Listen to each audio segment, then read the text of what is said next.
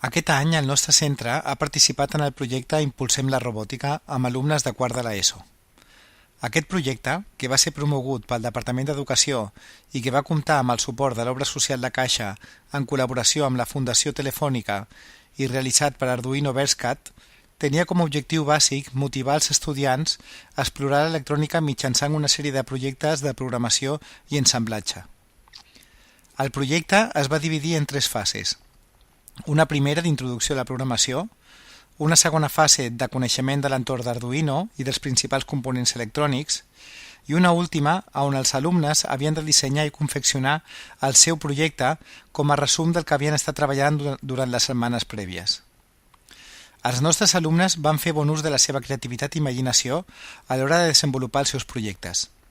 Podem destacar, entre altres, aquesta espelma electrònica que canvia la tonalitat de la llum en funció d'un programa establert, un vehicle robòtic comandant mitjançant el telèfon mòbil i aquest projecte electromecànic anomenat el Torito Bravo, que simula una atracció de fira. Hem fet una espelma electrònica que funciona amb una tira de leds RGB que estan aquí, posats en espiral i a baix està connectat amb l'Arduino. Pues un día fuimos a la feria un grupo de amigos, o sea, la niña también estaba en el grupo, y vimos un toro mecánico, y cuando nos propusieron la idea de hacer lo que quisiéramos, pues se nos ocurrió hacer un toro mecánico. ¿Y cómo funciona? Pues es una simulación de un toro mecánico que funciona con 2 servomotores, uno que va en horizontal y otro que va en vertical. Y va conectado a un mando de la Wii para que se mueva.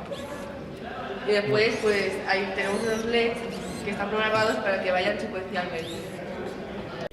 El nostre projecte és una guardiola electrònica que quan li fiques una moneda a alguna de les ranures que hi ha a la rampa, a la pantalla et mostra el valor de la moneda i te la suma. Això és un robot comandat que a través d'aquest xip de Bluetooth es connecta amb el telèfon i amb una aplicació fem girar, moure, avançar i tot això.